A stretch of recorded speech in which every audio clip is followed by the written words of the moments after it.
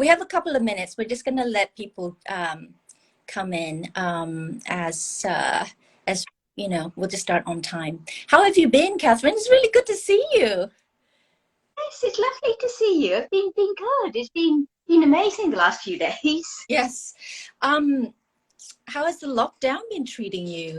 It's been okay, or? Uh, I'm glad it's coming to an end. So it finishes here on Monday, so shops can open up, and bookshops and restaurants and things like that. So I'm so looking forward to that. Is that right? Oh gosh. Okay. I've been a little bit behind on news. To be honest with you, I'm so saturated with news about the pandemic that nowadays I actually am not following very much what's going on around the world with respect to the pandemic. But we're actually supposed to be in the UK this summer, so I think I better get up.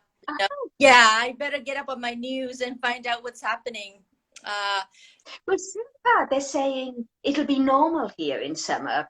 They're saying, everything should be open and everything should be back to normal. So I don't know whether that's the case, but I can completely sympathize with just being so oversaturated with pandemic news. It gets so draining. it does, doesn't it? Okay, well, it's 7, so let's just start on time exactly, so that, because I did plan all these chats to be somewhat short in nature so that people can get on with the rest of their day. It's 12 o'clock where you are, isn't it, Catherine, in London, and it's 7 p.m. here in Singapore. So my name is Elaine Chiew, and I started BooksBualBual, this live chat initiative, to really provide further support for underrepresented writers. So let's see how this venture goes. I think it will be fun. It's live and interactive. It really is meant to give people a chance to interact and ask questions with their favorite writers or their friends who are writing, and trying to put a book out. And it is a switch up from my contemporary voices column on Asian Books blog, as you know. Now, the one distinctive feature about BooksBualBual that I want to be sure to mention to all of you who's just joined us is that I ask the writer who comes on to nominate one writer whose writing they really would like to champion. And it's a way to pay it forward, and that next writer obviously continues that daisy chain and recommends the next writer. So hopefully this is a way that we kind of build a network of solidarity and pay it forward. So the chat's going to be about, hopefully about half an hour, keep it short. And one housekeeping matter is that Catherine has very generously offered to give a book giveaway today, and I'm going to announce this also towards the end. For those of you who stay with us through the end of this chat, what we're going to do is ask you to send us very quickly your account name. You can send it to BooksBualBual by message, and then Catherine will just do a completely random book draw and then ask for your address so that she can send the book to you. It's a lovely read. Fragile Monsters is an explosive and rollicking read because it's just it just kept me on my toes, and it's so rare for a literary book, fiction, to do that. So I'm so pleased that Catherine is my first chat guest. A little bit about Catherine. I know a lot of you already know about her, but if you don't, she's Australian British. She has Malaysian ancestry, and she currently lives in London. Her debut short story collection, Subjunctive Moods, was published by Dahlia Publishing in 2018. But Catherine is a multi-talented person. She has a PhD in mathematics, pure mathematics, mind you, and an MA in creative writing. And she currently lectures as a lecturer in robotics. Where do you lecture, Catherine? At the University of Hertfordshire. Okay, great. And Fragile Monsters is her debut novel, published by Viking, just came out a couple of days ago. Is that correct? Yes, very exciting. Happy Publications Day and huge congratulations on this achievement. Let's start off a little bit first with you telling us about your writing journey. How did you become a writer? Well, I'd always been interested in reading. I'd always been a bookworm, and I'd always scribbled stories in the back of my homework diary. But I'd never really understood that you could be a writer as a career.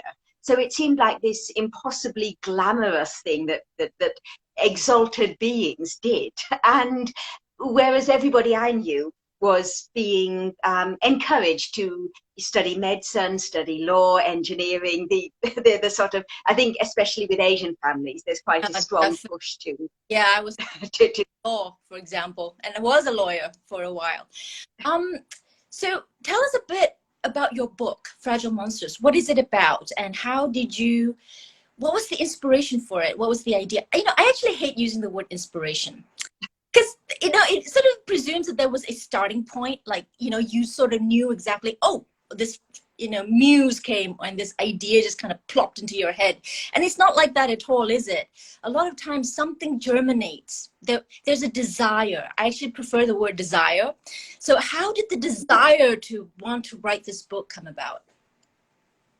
Well, it's the Fragile Monsters is the story of one family's experiences through the Second World War in Malaya, as it was then, the subsequent Malayan emergency, and then on to the next generation. So by now in the 1980s, we have the protagonist Durga exploring and trying to uncover some of her family's secrets from that time. Mm, So the genesis, I really like the idea of the germination. I love that. The genesis for this novel was in the bedtime stories that my own father used to tell me when I was small. So he used to tell me about his childhood in Pahang, Malaysia. And I thought that these sounded amazing. They sounded like so much fun. And of course, they were appropriate for a small child. And it wasn't until I became an adult that I actually realized what the context for those stories had been. mm, So my father had been growing up under the Japanese occupation of Malaya in Kuala Lumpur, which was actually the headquarters of the Japanese in Pahang. So there was a huge political turbulence, very much a sense of constraint in the area and at the time he was growing up, mhm, which I hadn't been aware of. So that was what really prompted me to start exploring how we can tell different stories about the same events, how you can turn a particular sequence of events into a child's bedtime story, and also into a narrative about the war, and also into a seeking for your own identity without ever failing to be true to the emotions of how you felt. It really made me interested in how you could reinterpret the past. mm. I have so many questions from just what you said. You know, I'm so curious to hear about what are some of these stories that you were told. What did they have, like the Orang Minyak, the Rakshasas? Because all of these kind of appear, or not appear, but they're invoked in your novel, aren't they? And a lot of these ghosts and hantus, you know, they are part of the mythology around Malaysia and the Malaysian narrative. So did they involve some of these strange beings? They absolutely did. So I remember as a small child being terrified of the Pontianaks because, you know, these are the ghostly women who have been betrayed by you know their lovers Yeah. and are now very dangerous to encounter. And And I was just, yeah, terrified. out to get you. Yes, they're out to get you. So I think perhaps the most distinctive thing about the stories that my father used to tell me was this the fusion, which I didn't even know was there. The idea that some of the mythological elements came from Malay folklore, some came from the Ramayana, some were Christian traditions, and I hadn't disentangled that. Because, of course, in Malaysia, particularly at that time within his family context, it was such a melting pot. There were so many different influences that, of course, he had passed them down to me. And it's something I've tried to preserve in Fragile Monsters. So Durga invokes these mythologies, but she also invokes Christian mythologies, you Mm, know, waiting up for Father Christmas, that sort of thing. mm. So this real sense of being embedded in a unique culture was something I was really hoping to get across to readers. Yeah, and so yeah, and it kind of brings meets my the question of why did you decide to name it Fragile Monsters? What are the monsters there in the title? I could, of course, venture a lot of, you know, my own thoughts having read the book as to who the monsters are. But I want to hear from you what you were thinking when you came up with this title, and why fragile. That's such an interesting combination, isn't it? Oh, thank you. It's a really good question, actually, because I went through a number of titles, always knowing that they weren't quite right until I found this one. And the monsters of the title are the ghosts of our pasts. Mm, So they're this idea that when we think of ghosts, your hunters, we think of terrifying beings who are going to harm us, you know, who are bent on revenge in some way, who are monstrous. But all they are manifestations of our own past. They're ourselves a few generations ago. And their sense of menace is very, very fragile. The past only has the menace that we give it. It only has the stature that we choose to lend it in our memories. mm, So the past is immensely fragile mm, because it's constructed only by what we choose to tell about it. mm. So that was the genesis for the title in a way. But you know, it's interesting you say that, because actually, having read the book, there's there are so many sort of betrayals that happen between the characters, and the relationships are mired in complicated, troubled sort of dynamics, and you know, between the main character, Durga, who really is the voice of the novel, and her grandmother.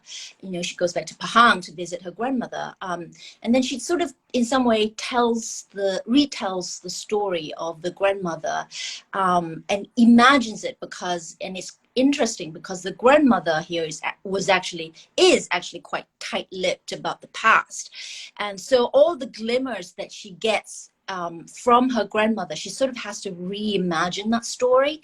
And you know, I wanted to ask you, on one hand, you know, this device of the unreliable narrator, that because this reimagination, we don't really know what is the truth then, do we?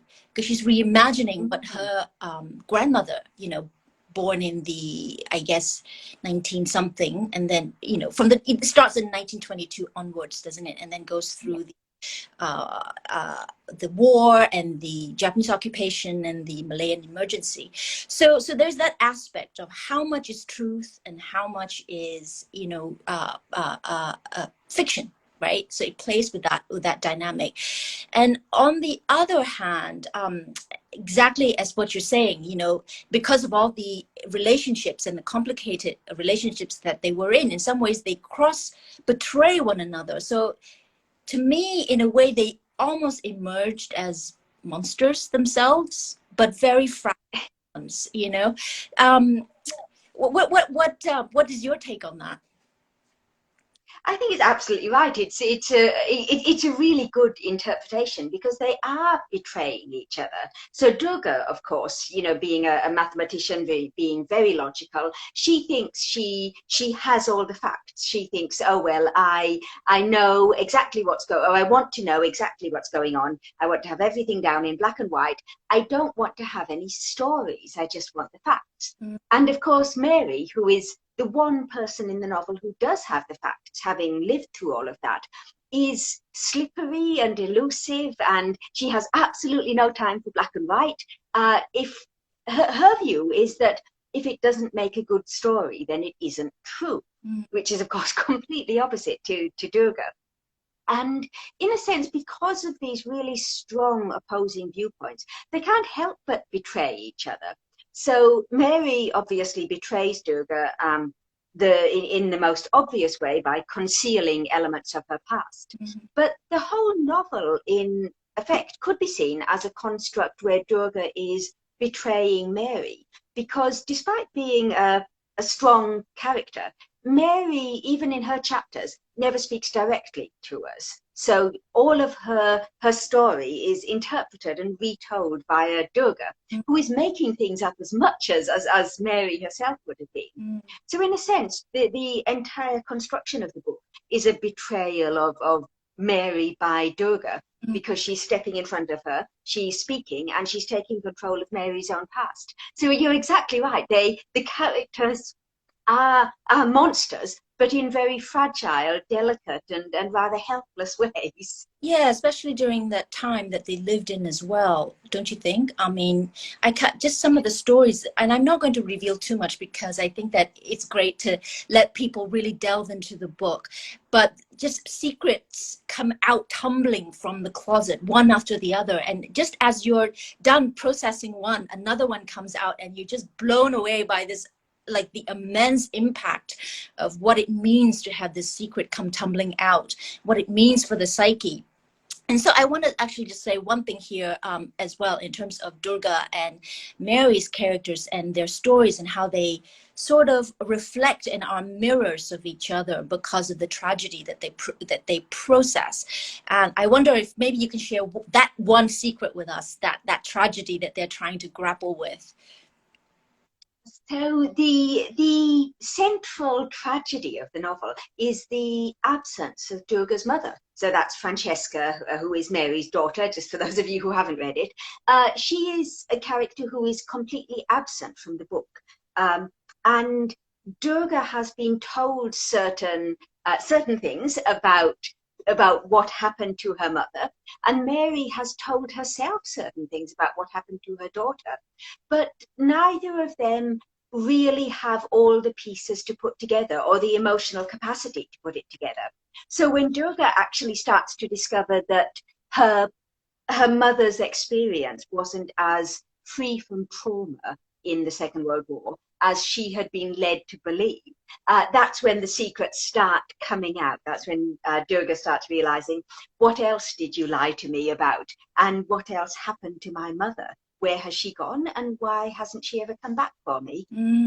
Yeah. Um, And we have actually a question, and I will encourage everyone who sort of joined us so far and you're staying on, please feel free to use the comment section and just pop in your question for Catherine. It's your chance. This is a live interactive platform, which is why I chose IG Live, is for you guys to ask your questions as well. We already have one question from Kikiri 789 who wanted to know, since we're talking about characters here, who did you enjoy writing more, Durga or Mary? And I will add on to that and ask who was more difficult to write. They were in some ways such trouble characters. Who was more difficult to write? Who really sort of gave you, like, you know, heart troubles, or it just made you so uneasy in your stomach as you were, trying to put them together? This is a really good question. So thank you for this one. I must admit, it feels a little bit like being asked, who was your favorite child? But I must admit, my favorite character to write was Mary. I think Mary is in effect, perhaps the person that we want to grow up to be. So she is completely untrammeled by the social constraints that she was subject to when she was growing up. She's feisty, she's argumentative, she doesn't really care what people think of her. And it was amazingly freeing to write that, to think, well, as women in a modern society, there's an awful lot that we aren't expected to express. But when you start writing a character in a book, you can put all of that in. So I think Mary was the most fun to write. Possibly the most difficult was actually, in another sense, also Mary, because there was it was really important to me that I would not turn her into a caricature. So we all, I'm sure we all have aunties and grandmas who are, very, very overbearing. So we all know the concept, but I didn't want her to become a cartoon of one of those matchy aunties, or, the grandmother who always tells you to button your coat up and make sure you eat a second breakfast and all of that. So I wanted her to be a fully developed person with likes and dislikes and rationalities and irrationalities. She doesn't just exist to be Durga's grandmother. And I think, from a societal point of view, I think often as women get older, we're just expected to take the role of somebody's mother, somebody's grandmother, somebody's auntie. And it was super important to me to actually keep Mary as a character herself. If you took Durga away, Mary would still be a valid character. So it was quite difficult to make sure that I didn't end up being too reductionist when I was writing her, fun though it was. Yeah, I'm going to ask you actually a slightly tougher question here, because you raised or you used the word stereotype and caricature.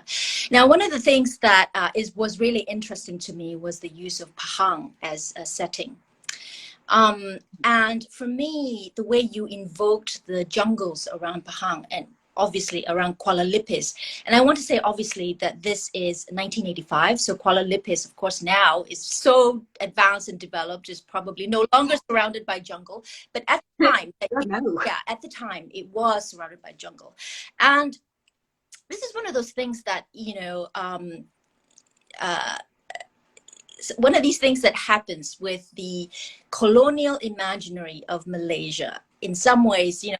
per Anthony Burgess, our literary giants like Burgess and Somerset Maugham, Malaysia in some ways is equated with this kind of the indigenous tribes, the jungle, so much so that there's a deleterious effect. Even like I remember when I first went to study in the States, you get questions like, oh, do your people still live in trees? It's like stuff like that. But as a Malaysian ancestry, diasporic writer like I am, and you're dealing with this burden of representation. And Sonia Kamal actually has this excellent essay when she sort of says, when my authentic is your exotic, so and it's interesting because she struggled with months, because her setting was Pakistan, and she was struggling for months, trying to decide whether to put mangoes in her story, in her novel, because it's one of these things like Pakistan must have mangoes, Malaysia must have jungles. And how did you navigate that polarity, sort of thinking about that burden of representation and how this jungle, the setting, the jungle as a setting manifests itself within the post-colonial literary tradition of representing Malaysia, versus the fact that, but it's also true, at the same time, it's authentic. How did you sort of balance those two? So one thing which I decided very early on was that I didn't want to be trying, as I think Somerset Maugham was trying to do, unfortunately, was to tell the story of Malaysia. Because, of course, there isn't one single Malaysian story, in much the same way that nobody says, oh, I don't know, Nick Hornby is telling the story of England. He's just telling a story about a family in North London. And nobody expects that that should be representative of the whole of English society everywhere. But you're absolutely right. People do expect that if a novel is set in Malaysia, it's going to be the one Malaysian story. And of course, it isn't. So it was incredibly important to me to, in a sense, try and put the history into the background. So this isn't really a historical fiction novel. It isn't a novel about Malaysia in a sense. It's a novel about characters, about people who are Malaysian. Um, and Durga, of course, is coming back to her home much as an outsider. So she encounters things for the first time. She looks at the jungle and she says, wow, I'm seeing that this is a jungle. But at the same time, she has these memories of this isn't just the jungle. That's the place where I used to play. That's the place where we used to keep, guinea fowl there. That's where I used to walk to school. That's the drive that we used to go in the car. So it's all very specific things that are in conflict with this jungular whole, in a sense, this idea that Malaysia is this one monolithic entity, this one monolithic piece of jungle. And Durga is in essence standing in for the reader there. She's seeing, oh yes, Malaysia means jungle. And then she's being brought up short by her own memories that actually, no, Malaysia doesn't mean the jungle. Malaysia is very specific memories from me, Durga, that of course are going to be very different to another Malaysia. Mm-hmm. So in effect, having her come back and have this sort of uneasy consistency between her memories and what she's seeing now was a way of trying to bring that to the reader's attention that I am sorry, you're not reading the story of Malaysia. There are jungles, but these are specific jungles. This is the jungle around Durga's house. It isn't just the Malaysian jungle. which is the same from JB to Penang, of course, because Malaysia is one whole entity, as Somerset Maugham would have put it. Yes, exactly. And actually, I'm going to also come back around to what you were saying about mythology a lot earlier, when we began this chat.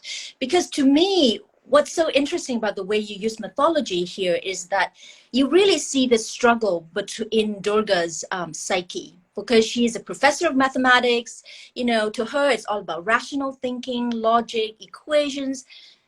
And then she's trying to retell all these stories, with this mythology of the frog prince, and she's trying to work that, so it becomes very much her internal struggle.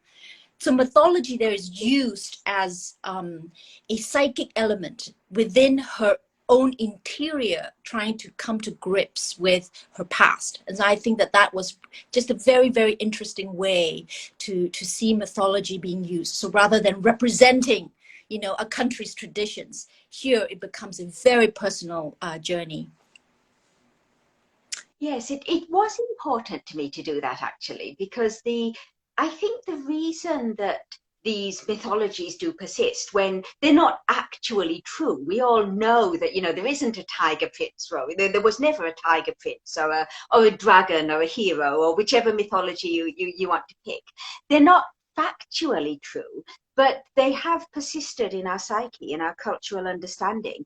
And I think it's because they do represent something very personal in terms of how we view the world. They don't represent our society. No one is saying in Britain, for example, that, British society is defined by St. George and the Dragon.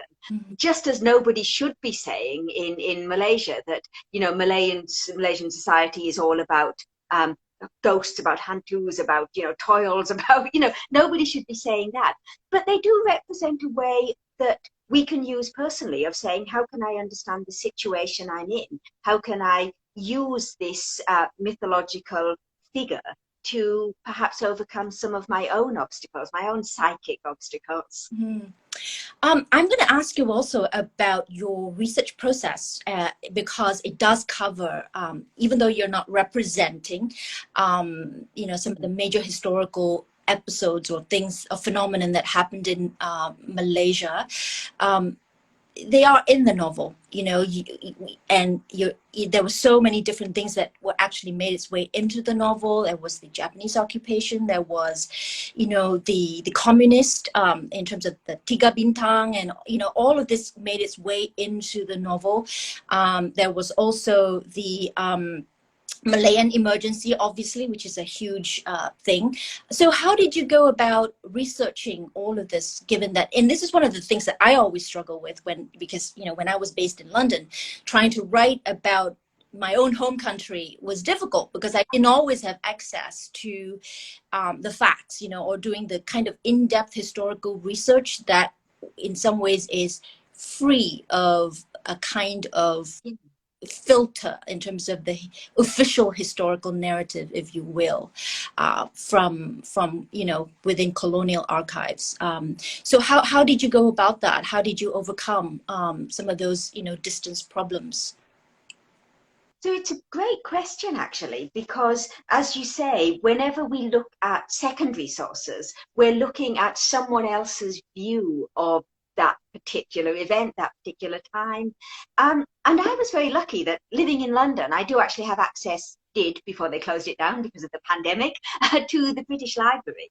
So what that meant was that I had access to primary sources, to people's letters that they'd written, to newspaper articles of the time, to, even things like magazines that had adverts for particular products, things like microfiche of old documents that people had written, that people had sent, old photographs.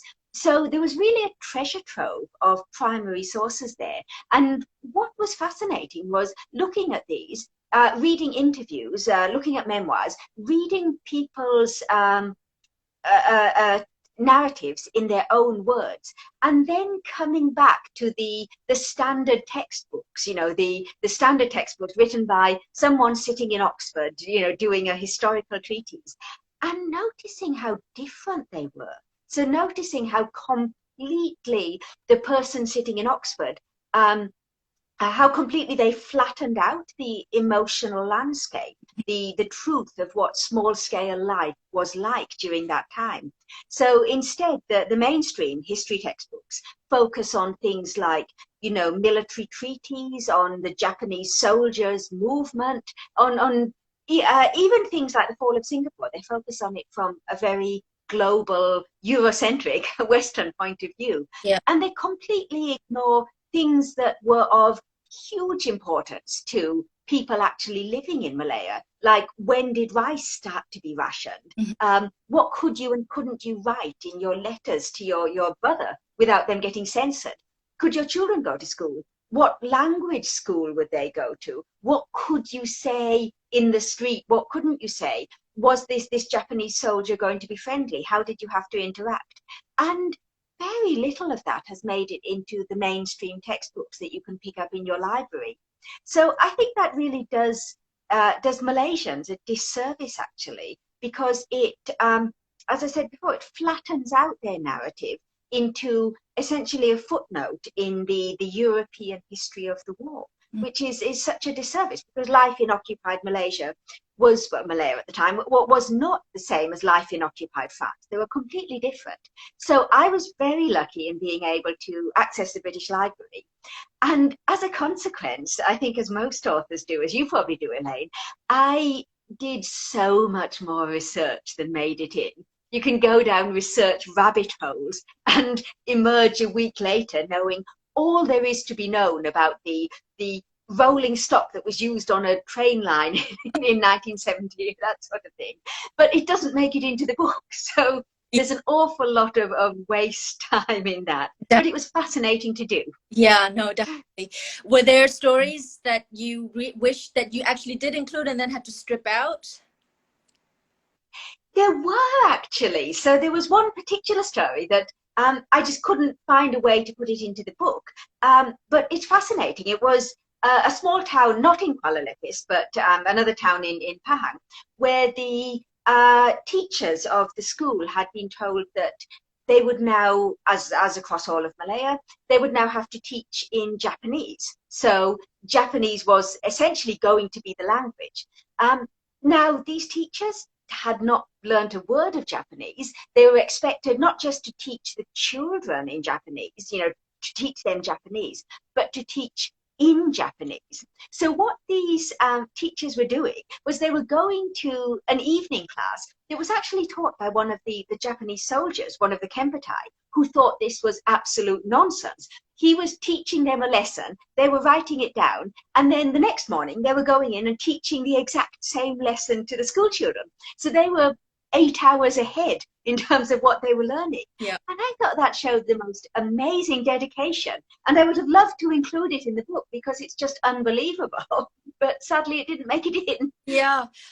We have a question from Kikuri789 again. Do you do all your research first and then you write, or do you research alongside writing?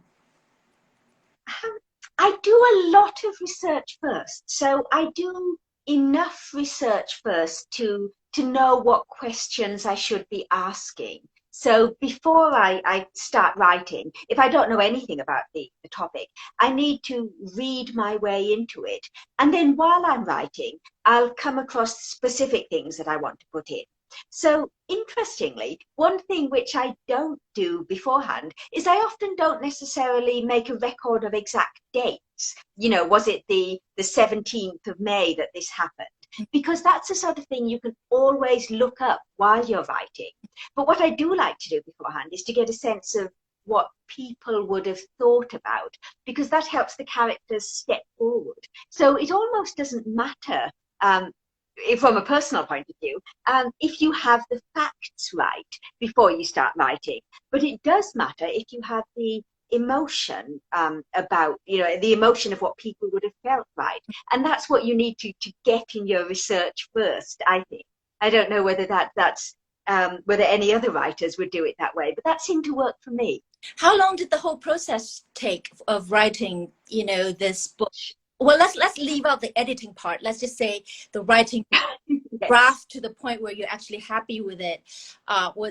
Did you do a standoff thing, you know, just in 1 month or 3 months, the whole thing just got put together? Anthony Burgess, I think, wrote Clockwork Orange in 1 month or something like that. Whereas Yes, which years is, to even put anything together. there was a particular 6 months that 6 months sounds like it's so long compared to Anthony Burgess, Oh, that really solidified. So those 6 months really solidified the work. But in total, from sort of first putting pen to paper, because I write in longhand, to having a draft that, while it wasn't complete, I was happy with, took about 2 years. So I must admit, I'm not the Anthony Burgess school. It took me a lot longer than it did him. um, well, we're sort of, I did mention when we first started this that we try to keep these chats quite short so that people can get on with the rest of their day. Nothing like, so it's sort of like a lunchtime break for people in London, Yeah. and a dinner time, you know, pre-dinner time kind of taster before you head off to dinner. So we're going to actually try to wrap up here, but we have a couple of things. One is, Catherine, because the premise for BooksBualBual is that Catherine, who comes on, will nominate the next writer that BooksBualBual can host, as a way to pay it forward, as a way to solidify our network, writing network, and also as a way to champion another writer. So perhaps you can reveal to us who you have chosen, Catherine. Yes, so I have chosen a novelist called Kit Fan, whom some of you might know because he's already a poet. So he came to writing via poetry.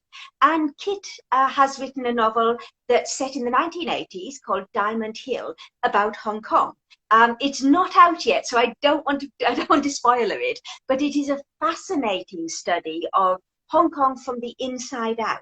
So again, the characters are absolutely not the stereotypical Hong Kong, people that you would normally see being written about by people like Somerset Maugham. It is a book that will absolutely blow you away. So I'm so much looking forward to Kit coming on next time. And I'm so pleased to say that Kit has already agreed. And so our next author is going to be Kit Fan in about a month. I want to thank everybody for joining us on BooksBualBual, and for Catherine especially for giving us her time, and to chat so interestingly about her process and her writing journey. She has offered very generously to do a book giveaway. So for everybody who attended today live, and who would like to sort of put your name in the hat, I suppose, for the draw, just send us a quick, you can send BooksBualBual a quick message and just put in your name, your account name. And Catherine will do a random draw and contact you, and to ask you for your address to send you the book. I wish you all the very, very best of success with your book. It's so exciting that you're on this journey. I want to thank everybody for joining us.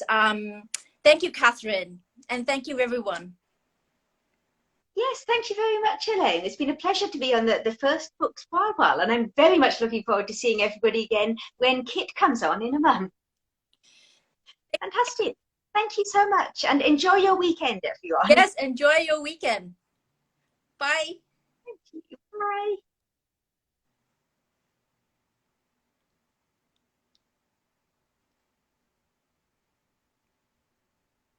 How do we go off?